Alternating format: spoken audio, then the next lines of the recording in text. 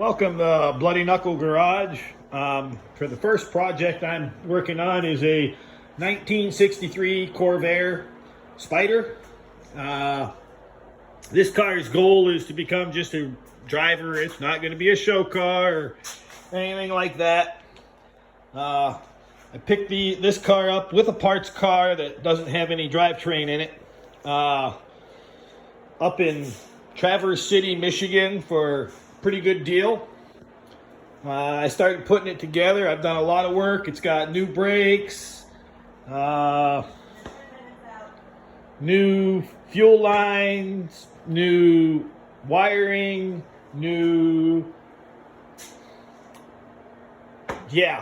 it came to me in boxes, so pretty much everything that's bolted on it has been bolted on by me since then.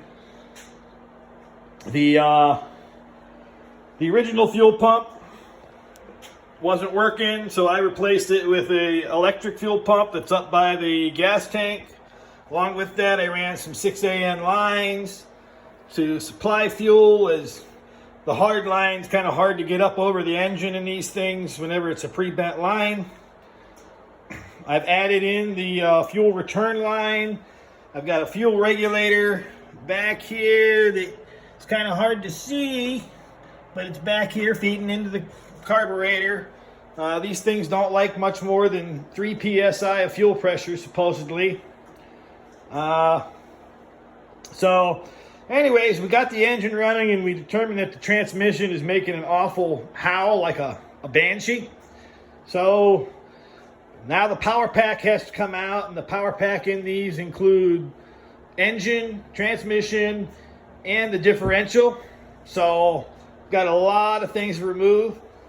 So in order to get that going, I had to start unwiring things, and as you can see, I unwired the grounds, I unwired the wires to the coil, I unwired my aftermarket fuel pressure gauge.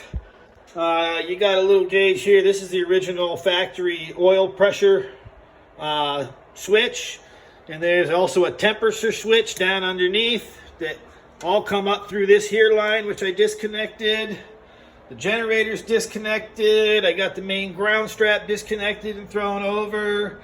Well, back here it gets kind of interesting, as this panel here, it stays in the car, but this panel, it goes out with the engine. So all these engine connections that go to the starter and there's a thermistor in this head over here, those all run down through there.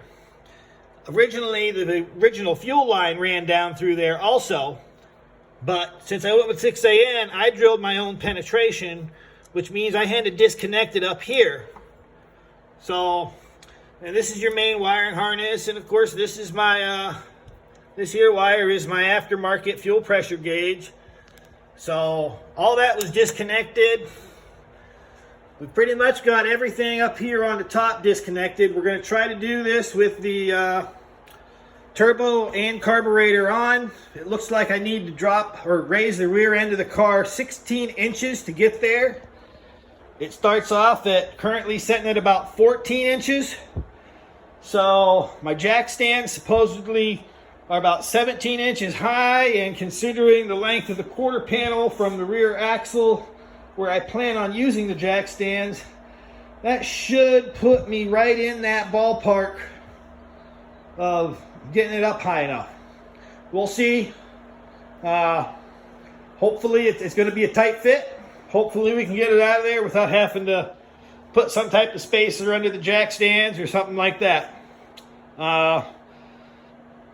Get back to you later when I get the car up on jacks and start draining the fluids.